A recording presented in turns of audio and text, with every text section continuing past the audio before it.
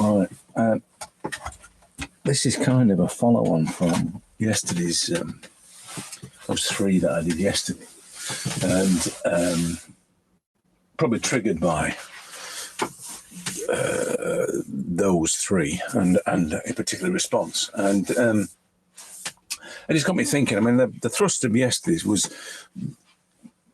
creativity over craft.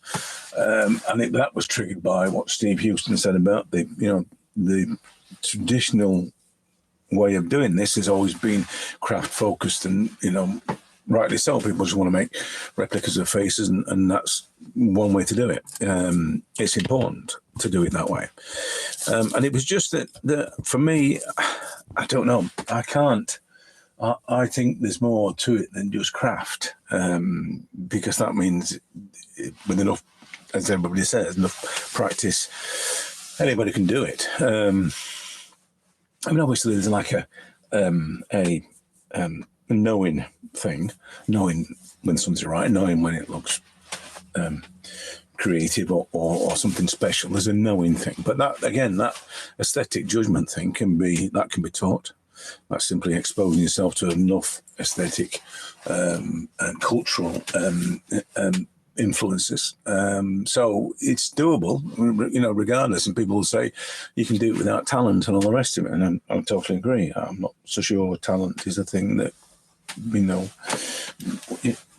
sets anyone apart. I think we've all got a talent for something, if you want to use the word. I'm not really fond of the word. So, but yeah. So this is, and what came to me immediately. I was doing. I can't find the guy. There was this woman that we did yesterday, or I did yesterday, and the last one was this young boy, and then the other one was the ultimate scribble, which was probably what triggered this particular response. This guy, that one. I think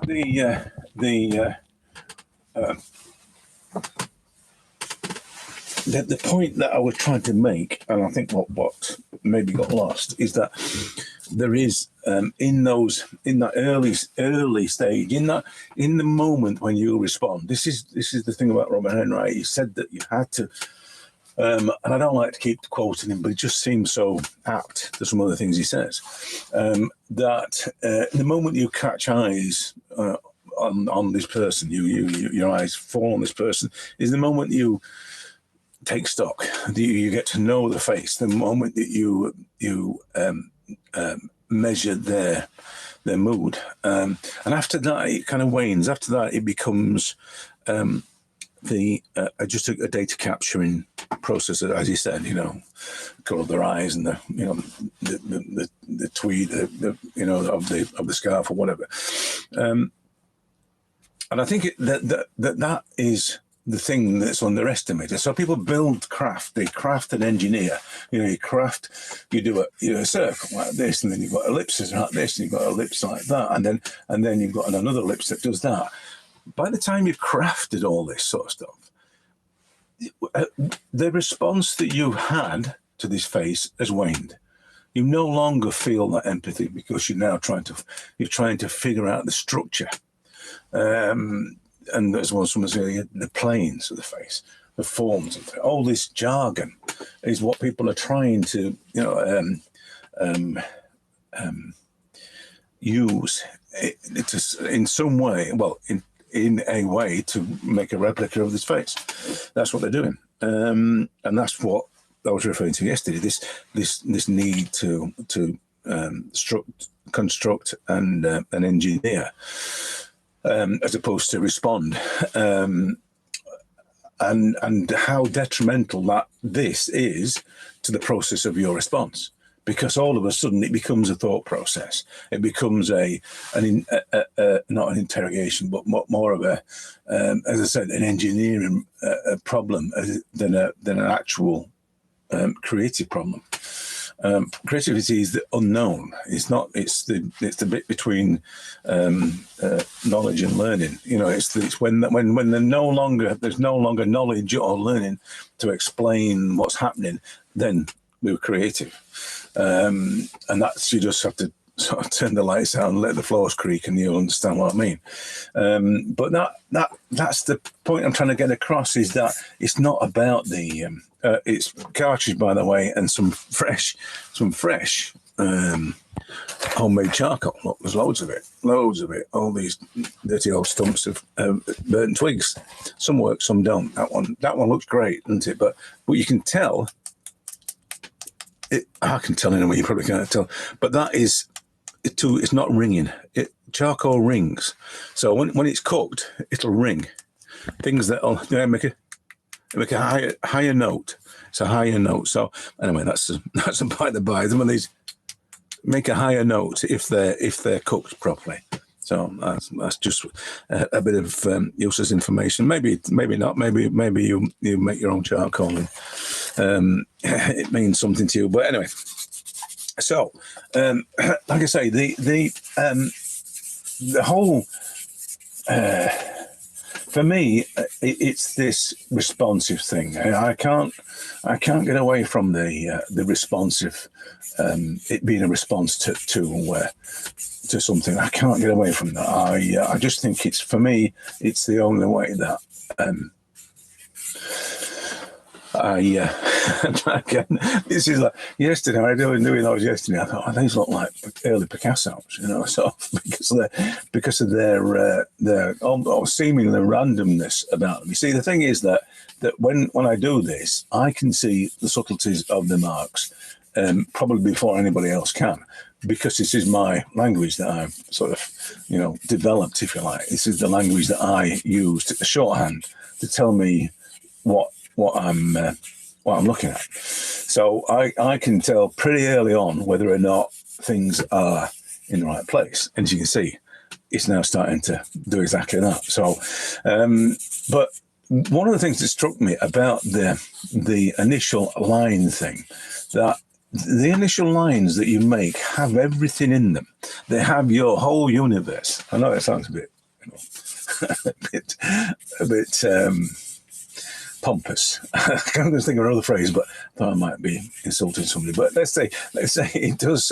The whole universe, the whole world as you know it, is contained within the lines that you make, and that is like, it's fabulous. It's like the feeling that the way that you interpret the world is being condensed into the marks that you make. It's actually channeled into the marks that you make. So, and it's not really that far of a stretch to think like that, because I interpret this face in a certain way, and I interpret the shapes and the gesture of it and the angle of things. I interpret all those things, but I interpret those things because of the way that my experience of life has been. And other people will see it in different ways. People may see it in a different light completely to me, and that's great, because that's the whole point. This is the whole point. This is the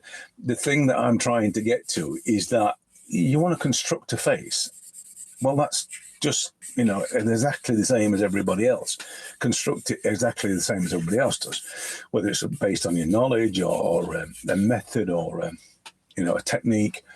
It's just like anybody else. But if your lines and the marks that you make and the way you interpret all this are driven by your response to this face, and your response is driven by your knowledge of an experience of the world, then that's going to be completely different, isn't it? It's going to be different every time, which is great. It may not be different in terms of how I work, because I might have the same response to a face, or many faces, that I would each time. It might be a similar kind of, that you can see there are things that are starting to evolve from this, but it does mean that my response will be unique. It will be different to somebody else's, which that's the most important bit.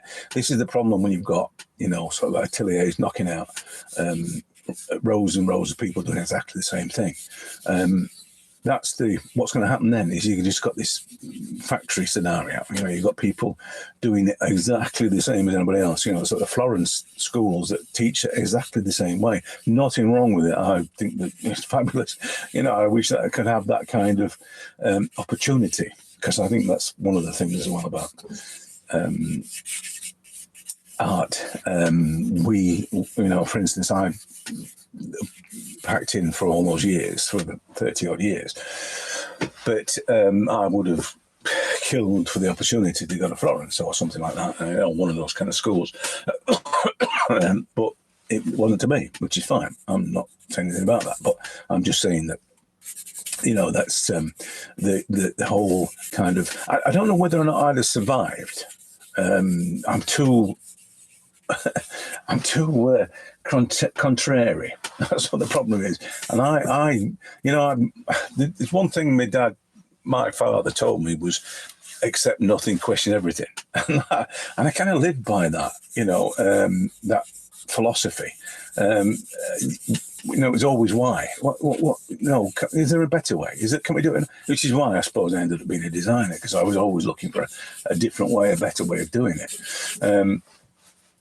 But that's how I'd be if I was, doing this sort of professionally. I couldn't be told. I wouldn't allow anybody to tell me how to do it. You know, that's the problem. I might have done if I was young. I mean, as I got older and realised that you got to figure stuff out yourself, then I suppose it would have been difficult. But as a teenager, when I went to art college for evening classes, I felt, I could have easily been taught at that age. But as I said, as I got older, I sort of figured everything out myself. So that's kind of how I've been ever since. But like I said, with the you can see, I mean, this is for me, this is getting the sort of energy into it and all this, this emotion, regardless of, this is the thing, regardless of execution. This is the big thing for me. I don't really want it to be about an execution. Have I got the planes right? Obviously it's gonna end up with some kind of shape, because I'm looking at the tones and I'm manipulating the tones and everything else. But I'm not concerned about things like planes. I'd never use that kind of terminology. I don't really see, the thing is that once it drags you into that kind of thinking, then you're into that kind of thinking, and everything else has to comply with that. So all of a sudden, it's all about the technique. It's all about I saw one the other day, a training, a school, a year's worth. And one of the lessons was how to hold a pencil. I mean, that is just ridiculous. This is just an extension of this. You know what I mean? It's like how to move your hand, how to move your arm is probably another one of the lessons.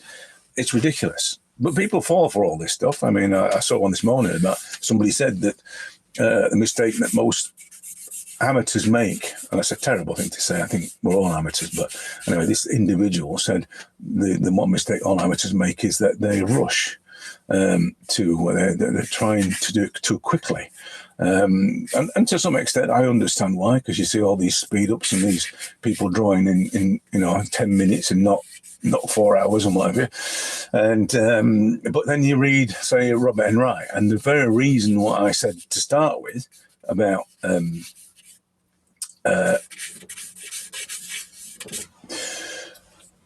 connecting with the subject, in the moment. The reason why he said that was because it goes so quickly, and he then followed on or went on to say, draw as quickly as you can, with all haste, not to dawdle and all this sort of thing. Which he meant was to try and capture that essence, that very moment that you first caught eyes or set eyes on this individual. That's what he was referring to. And then this person then is saying, slow down, take your time. And because they're craft driven, the craft of this requires time. It requires practice and all that sort of thought. But the actual drawing of it, the moment that you capture the essence of the face, it requires no time at all. It's that thing about the you can assess somebody within seconds. It's that kind of thing.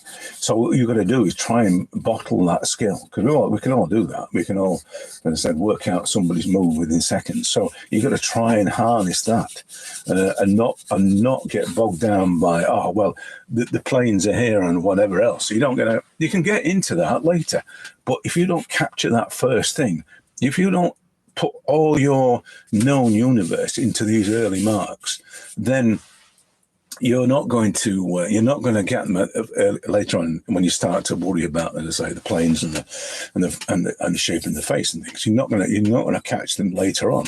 You'll only catch them at the start of it all. So really, you need to be out of breath at this stage. You need to be running as fast as you can at this stage, and then you can slow down, and then you can be precise, and then you can start to. But if you don't get it at this stage, if you don't catch it at this stage, you will be fighting and trying to backpedal and trying to get back to the point where you had got that life in it. People talk about this as being, when things get overworked, and that's the problem. It's not overworking. It's just they don't try and capture the face in the first instance. What they try and do is engineer the face. So they're already set out to overwork it, because that's exactly what they're doing from the get-go. They're working too hard to do this. So, and this is another one of those occasions where, as you can see, you know what I mean? You can see the face there. You can see, all right, his tash needs to come up a little bit, his beard needs to come around there, and I could spend a couple of hours finishing it and all that. But if that's not in there right now, looking a bit like Chris Hemsworth, if it's not in there right now, then it never will be, unless you're going to do the usual sort of, tracing projection grids or whatever else you're doing, which is a different thing. If that's your bag, then that's your bag. I'm not saying anything wrong with that. I think that it's perfectly okay to get locked into the technical side of things. But I'm just saying, from a freehand drawing point of view, when it's all about the essence of somebody, then you don't want to get bogged down with the mechanics of things. Anyway, that's a kind of follow up, I suppose, from yesterday's. I'm going to just tighten everything up and finish it all off and stick it on the social. So if you see it, or if you want to see it finished, then it'll be on there. So. I wanted to warm up for tonight's lesson, really, I suppose. So, talking about stuff often helps. So I'll catch you in the next one.